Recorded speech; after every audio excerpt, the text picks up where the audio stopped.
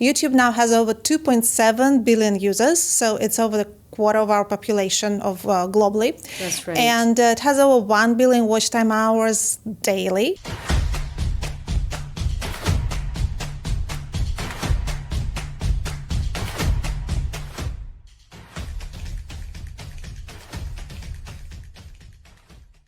It's impossible to talk marketing today without thinking of YouTube. It's where the world actually watches. Billions of people, more daily watch time than most traditional TV. For brands, that's not a side channel, that's the main stage. Today at Vision Voices podcast, we are unpacking the playbook behind modern reach, trust, and growth on YouTube. Why it still matters or matters more, and what B2B teams can steal from the best. Today's guest is Valeria Korotina, a media strategist with over a decade of experience working with some of the world's biggest kids brands. She held leadership roles at YouTube and major animation studios and has helped global stars like Nastya scale their content and business worldwide. Hey Valeria, thanks for passing by today, and our main goal today is to talk all things YouTube, right? How are you? I'm very well, and thank you for having me, Lara. Yeah, so let's jump into YouTube straight away. Sure. Right? So can you tell me, when you look at today's sort of landscape of different marketing channels, because I'm all things B2B, and I'm trying to actually change the mindset of lots of businesses, lots of brands, including probably marketing leaders, to look at YouTube as the way to market their brands, as the way to grow their brands. So that's my mission. And I genuinely believe that it requires the change in the mindset. And if you build your marketing with a YouTube first thinking, you probably change the way you do marketing, actually. So can you tell me, what's your point of view? Is YouTube just another channel, or is this the channel that brands should build a library and trust on? Well, in terms of numbers, it definitely stands out. YouTube now has over 2.7 billion users, so it's over the quarter of our population of globally. That's right. And it has over 1 billion watch time hours daily. And in the United States, for example, YouTube surpassed TV viewership. It's 14% of TV viewership that happens on TV. And it's more than Disney and Hulu together. So basically, it is the platform, it is the channel. But from my experience, from what I noticed working with several brands, is that it exists separately in the marketing strategy. So there are multiple platforms that you use, but for YouTube, the strategy is different just because it's so massive, it has its own algorithms and various other reasons. So yes, it is one of the platforms, but it does stand out.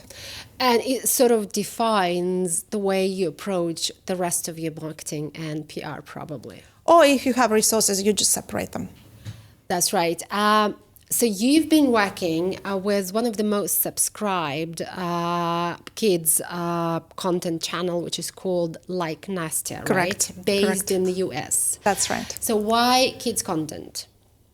It just happened historically that originally I was working for animation production studios as sales and marketing.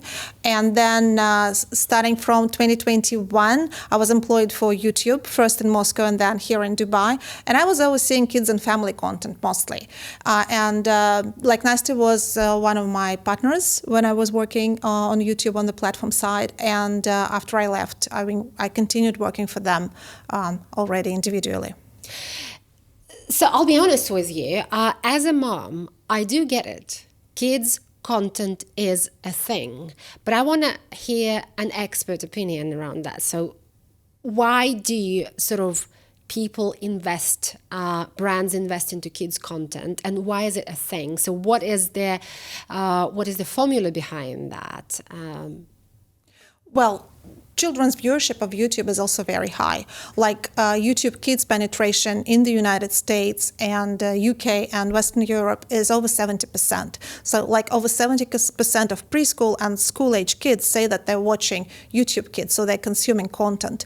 Kids' audience is very loyal. They can watch the same episode several times, the same compilations. If they like the characters, they're extremely loyal. So for brands, it makes sense to partner with these IPs, either creators or animation productions, to do branded content. Although it's not that widely spread, and only top-tier creators and brands, IPs work with brand integrations. So in terms of YouTube Kids variety of the content, there is so much variety now. And when we speak about creators that are in top tier creators, they started very young. They started like in 2017, and their evolution has been just fantastic. They started with simple unpacking or challenges or content that didn't make sense much. But now, if you look at their episodes, it's like full house production. It's scripted. It's very well. There is a narrative. There is some story behind it. So basically, they are stepping now into they're contestants of Disney. They're contestants of traditional media productions, and the quality of the production is very high. The question becomes about the ethical aspect, right? When we think kids, and when we think YouTube, and when we think what our kids have access to, there's always another question, how to keep a balance with the ethical aspect. And is it always ethical to use kids' content as the promotion for the brand, and how to keep that balance right? From what I know, big brands, like I will not be saying names now, but big brands that you see in the toy store, they're very cautiously selecting which creators they're working with. So they really go through the content, and if they see any red flags, they won't be engaging in the campaigns with this particular creator. So I should say it for our top three or more kids creators that I know, that they're really selective as to the subjects of their videos, as to what they're doing in their videos. And several years ago, YouTube introduced quality principles for kids content, which helps the platform to select if it is low quality content, that it's not promoted as much. And I believe the strategy really worked, and we see that more and more kids creators that promote curiosity, learning, some socializing, being a good friend, being a good person, that they appear more and more. And I think it's a really good trend now. It's. I was just thinking, probably it just makes sense to take it under control of really credible brands who are producing those channels, or who are promoting, or who actually take care of the production of those channels, rather than to leave it unattended and see what's going to happen with the kids' content. I get it. And just to bring this message over to the B2B world, do you think the brands, the businesses, the B2B world have something to learn from kids' channel, and what would that be? Well, the first and foremost is authenticity. Professional actors say that you cannot outplay two categories, animals and kids. So I think kids are the best marketers ever, because they're very authentic. And if they like the brand, if they like what they're doing, then you just feel their energy through the screen. So that's why they succeed. So my advice would be here just to stay as authentic as you possibly can. I know there are corporate rules. I know there are brand guidelines and everything. But behind it, people should see a face. People should see a narrative, an authentic story behind it, which can help them make a choice. Today's episode, basically how we planned it with you, we wanted to review a few channels that are out there and see if we can learn some lessons out of what those creators have managed to build on YouTube. And so as much as we probably think of, let's say, Mr. Beast, and we want to review his channels, but I think we should actually go into the channels that are probably less popular but fitting the B2B world. And let's take Ali's Hormozi, for example, right? So let me just get into his channel on YouTube. A founder, acquisition.com, co-founder of School.com. Right, so Alex has got 3.66 million subscribers on YouTube. What can I say? It's not a massive audience from if you compare it with the biggest creators, Sure. but I mean, his influence and his recognition is really high. So if I talk to an executive, every executive would probably know Alex. So I'd like your point of view about his channel, how he built his journey, and how he actually built his influence. So what's your perspective on that? So Alex, very authentically and in a very rebellious way, I mean, different from other business coaches, started sharing guidelines or roadmaps how to become rich, how to start your business, how to grow your business, how to go from this number to this number. And he was very direct, very open, never ever did he display a sense of superiority or, looking down on people. So that's how he gained his loyal fans. And even before he started selling something, and he did start selling his books only after several years. So he was building his channel without paying attention that he already has some audience and he could start selling some products, but he kept it till, I think it was very recent that he launched his first book, the sales of his first book that was just a blast on Amazon, because people who subscribed to his channel, they bought this book and they wrote reviews, and the book is really great. So he focused not on selling something, but actually delivering value through his content, and he didn't monetize. The channel was monetizing. I mean, he did earn from his videos, but he didn't sell any products for that. But most probably that was on top of, some physical business that he was doing, and his podcast probably in this case was more about him delivering value, but also building his strong brand. I'm not sure if that was a goal, but I think he just had something to say. Yes, he absolutely had something to say because he's a very successful entrepreneur, and he was a successful entrepreneur when he started a channel.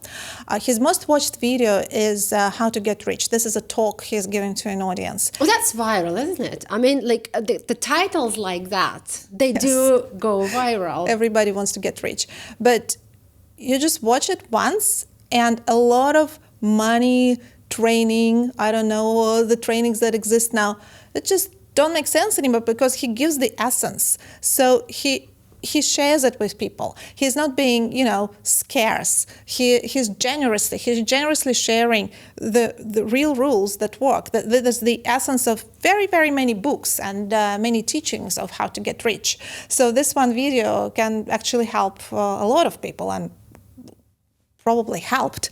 I do think that Alex's strategy was coming from his personality, to be honest. So it's the charisma that played the role, you think? Absolutely. And being totally, he's so different from other business coaches. He's not wearing an expensive suit or watches. He's very casually dressed all the time. And the way he speaks is very straightforward in a simple language without, terminology. So yeah, I think that charisma plays a very big part here. But also the wisdom probably that he was delivering through these videos, and he is delivering. So the question is, what can brands learn from this journey? What do you think? What are the core points that we should take away from this journey and apply them, let's say, to business, podcast business, video content business, YouTube channels, let's say? So I've seen many brands doing that. Yes, they do think of delivering value. They deliver value, but there is always a pitch in the end. Yeah. Call to action or something like this. Yeah. It's a mindset of marketing departments. That's how marketing works. Well, try removing that call to action and just bring value for a while. I don't know, give yourself 6 months and see what happens, if your subscribers grow or not, if your viewership grows or not. So I would say try to build trust by bringing value first, and then think about pitching something. I would also take into consideration, because we mentioned charisma, I would say, so pick somebody who actually is good on the camera or performs or has that sort of personality that people trust, right? I mean, it's a video content. It's the world where people are likable, right? So we need to take into consideration probably that part of charisma. 1000% agree here. So unless you are an author yourself of of a product, unless you gave birth to this is your baby and you're passionate about it, you're an author, you're a great inventor, I don't know, unless it's you who did this. If it is a company, if it is a corporate enterprise, corporation, then why not hiring somebody to be a presenter of your channel? I think it's absolutely valid. Absolutely, yes. And considering that,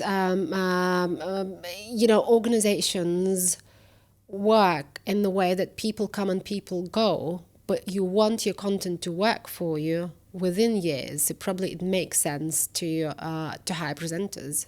Absolutely. Yes. Absolutely. Yes, I would agree here. Rather than, finding ambassadors within, which is also possible, but unless there is that passion inside, that charisma that translates through the screen, then think about hiring a professional.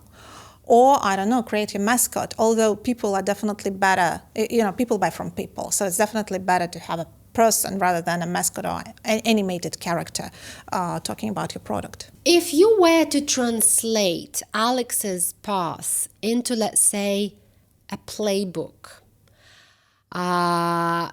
what would that be? So what is, let's say, a sales cycle? That's like a ready formula for any business to take a lesson from. So what do they start with? What do they continue with? Where they build momentum? And what is the outcome? And what would that be? Well, most likely he had some benchmark or, I don't know, something in his mind when he would go to actual sales of his knowledge into, when he would turn that into a product. So each business probably has certain benchmarks until what time they can just create content to deliver value because it costs money. It's marketing dollars. That's true. So see what benchmark you can set. 6 months, 1 year. I don't know, for somebody it would be 3 months, although it's not enough for the platform to evaluate. How many months do you need to actually, properly judge whether you're doing the right thing or not? I mean, we all work in sort of short cycles. Like we want to test things and we want to iterate and we want to change things if they don't work, for example. I do that with my channel too. Right, I'm testing different types of content, although I'm always within the bubble of marketing, PR, media. But I've started testing some cultural, some traditional sort of topics, something that more relatable for Dubai. That's how we do that. But how many months do you think a brand needs to test different topics, concepts, and what works? With short form content, you don't need that many days. With short form content, you can move fast. You can see how your shorts and reels perform really quickly, if they're driving the audience or not. So I would say with short form content, it's a month. With long form content, it usually takes longer, about 90 days.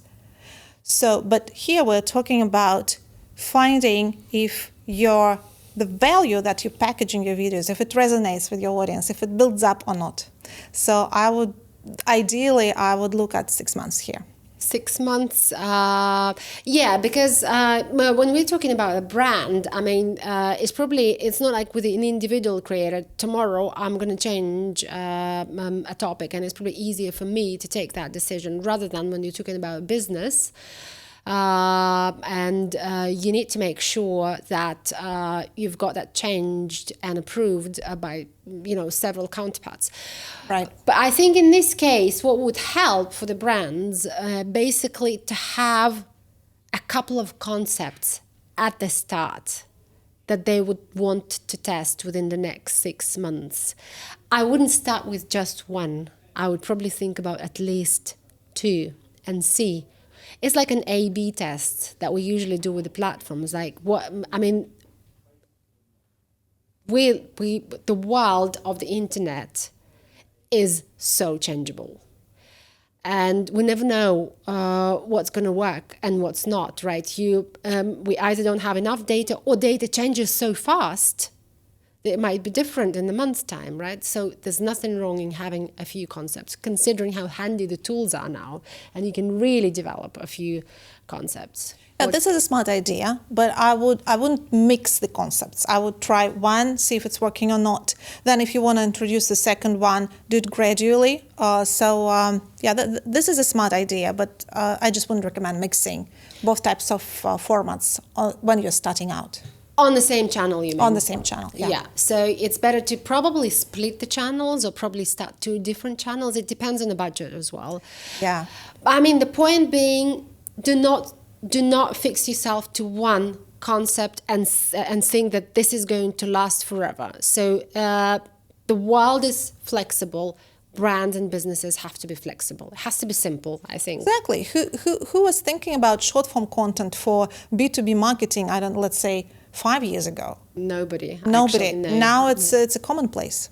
Yeah, that's true. Another channel that we want to look at today is Ali Abdaal. Can you please give me some context on why did you select that channel specifically?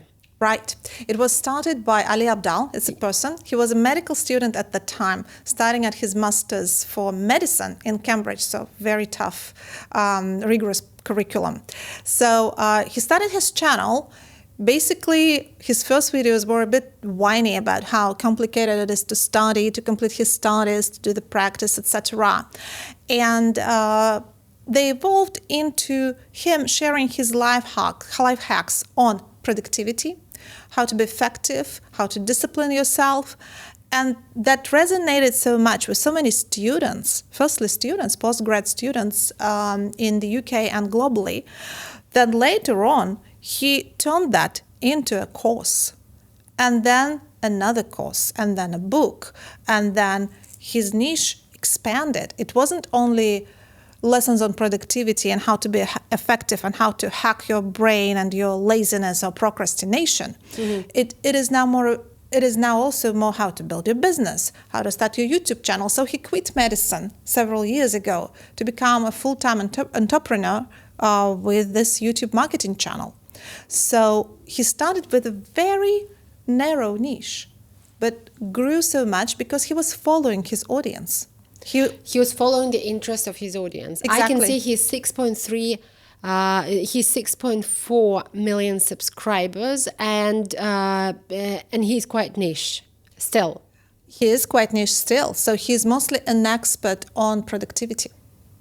Okay, so the interesting part that I've noticed on both, on Alex's channel and on Ali's channel, is that they are using the viral titles. Yes. We have to admit that the aspect of virality, no matter how authentic you are, is still plays a huge role. Like, for example, I can read it immediately. So financial freedom is easy after you learn this. Right, that is clearly a formula of viral title. So what do you think about virality in this case? Doesn't it make all channels look and sound the same? How to make time for everything and then actually do it. I mean, also a pretty viral title, in my opinion. Test your IQ. How I made my first $1 million, right? So pretty viral, but also kind of the same as anybody else. Well, that's because when people are searching for something, that's how they form their questions. Mm-hmm. How do I get rich? How do I get financial freedom? So these titles, they didn't appear on an empty space. They appeared based on how people form in words, what they put into when they're searching for the answers. And that's what people would like to see. So this is it makes many channels look pretty much the same with the titles, but that's how SEO optimization works.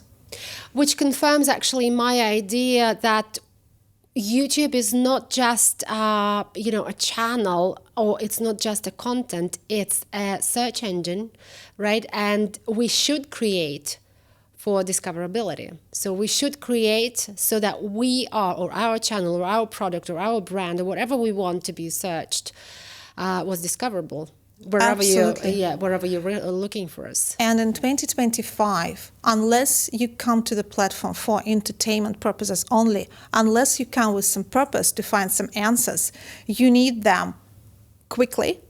And you need them in a short form, preferably, or if it is a longer video, then it's without blah blah words, or without essence, just essence. So you need to bring value quickly. That's right. So people do not have time to waste on listening to things that they're not interested in. Correct.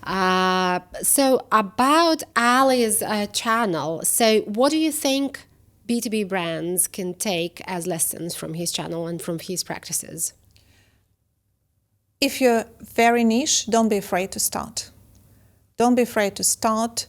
Start building, start small, concentrating on your niche. And then you will see what else your audience might be interested in, and you can expand. Or maybe you don't need to expand. I mean, you don't need 100,000 subscribers. Maybe you need 1,000, but the ones that are loyal and are buying from you, and that works. So for a B2B channel, what does niche actually look like? Is this a role, an industry, a problem they solve? So how do we define a niche? I'd say it's an industry. So it's a sphere of something, of products or services that people purchase. So yes, it's a segment of an industry.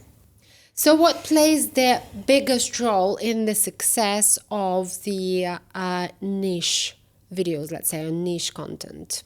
Is this the formula-based videos, meaning like you follow a certain formula that actually works towards the watch time? Or is this the charisma, as in the previous channels? Or what plays the biggest role in the success? What do you think? If you're very niche, I'd say concentrate on, again, authenticity. And here, I think quality of production might also have an influence on that. Because if people are interested in something very narrow, they'd like more interesting content on it. So the more engaging, entertaining you make it, and that usually means the more you invest into gear, into tools, because you know that better than me, production, editing, that all costs. So this would work for more interest, for more engaging watch time. Would you change the niche if, for example, you realize that the algorithm is not picking up after a certain time, so you understand that your B2B niche somehow doesn't work? Would you change it? Would you replace it with something else? Would you try any other strategies to create that B2B concept?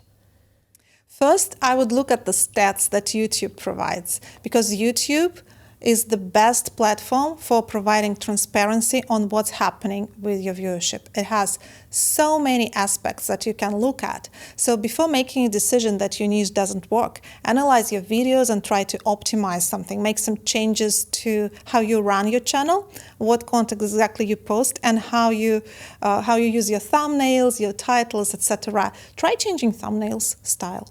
So what are the stats that you would look at? What are the numbers that you would look at in terms of performance? Even if you're a small niche channel that has just started. So there are just maybe 5 main. The first one is click-through rate. When people see your thumbnail and your title, do they click or not? The second, I would look at average view duration. Are they actually watching, or do they just watch for 2 seconds and switch to something else? The next would be traffic source. See where people are coming from. For example, it's good when there is a balance between recommended, when it's recommended through algorithm. If you do YouTube advertising, then some percentage of advertising, but also just from browsing. So traffic source, definitely. And retention, that's user retention. How they do they come back to your channel or not? And watch time. And how would you use these numbers and these stats, let's say, in creating your content? You would definitely.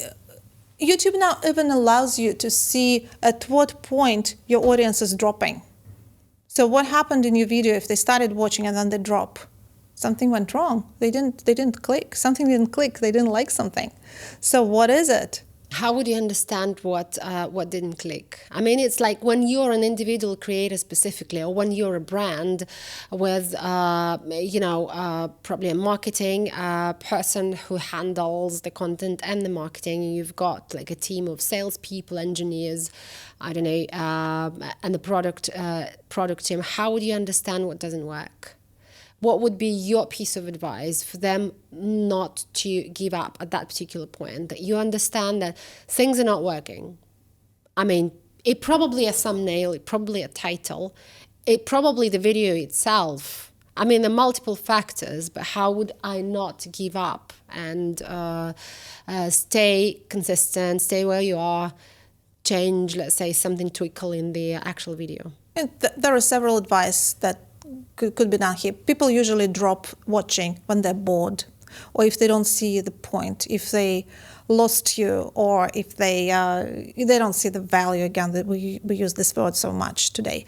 So they don't see the value in them. It doesn't bring value. So either script it the way it's great to record the videos with a teleprompter, so that there is a certain text that you worked on and that you believe should resonate, very concise, very direct. Or add some graphics, add some fun, add some infographics, not just your talking head or ahead of you and your guest. So this might also help. So play with this, and if that doesn't work, then change the concept. So the main thing about any content that we create is actually for people to get satisfied about what they're watching, right? Exactly. And satisfaction can be from different things. And it's not my idea. I've heard it from the guests on this podcast, that you need to be satisfied with what you're watching, and satisfaction can be either a connection or a value, or I don't know, it's just you're watching some kind of action that makes you feel calmer, let's say, things that satisfy you. It's a big spectrum of things. So if there's no satisfaction in what you're watching, even if it relates to B2B, then you probably are going to drop. That's right, and switch to the next video. Yes, it probably makes sense for the brands to look into the point of whether this content provides that feeling of satisfaction to the audience that is watching it. And to me, that would be a value, or probably a personality that is recording the video, the product, I don't know. Yeah, sure. Some insights you gain from watching the videos. Sometimes you watch the videos and they're empty. Yes, it's a great charisma. Yes, great editing. But you watch it and what did I get out of it? You probably wouldn't return to this channel. Even if there's a great thumbnail and a title. Even if you see it's recommended to you, you wouldn't click. Right. So do you think the YouTube space is saturated enough for the new channels to grow and actually gain the influence? And I mean, in this case, let's look into Vision Voices channel, for example, sure. Which is original. I mean, it's the channel that was born in Dubai and actually went through a rebranding in Dubai as well. So it was dedicated to marketing initially. Then it was at the stage of exploring different topics, and then finally focused on the B2B space, discussing organization and cultures, marketing, media, creators, economy, and different channels of communications that are working these days. So what would be your opinion, point of view on how to grow channels like these that are not celebrity-like, that are not sponsored, but created with original relevance, let's say, and a huge passion behind that? Experience some challenges. So my first advice would be optimization, and then finding exactly your messaging of who it is you want to talk with, what a it girl is you who want to talk talks about. about organizations, all things organizations, corporate yes, culture. yeah, corporate culture, organizations, functions, and career. Let's put it this way. Well, make a series with HRs of this region. That was my thinking for this year.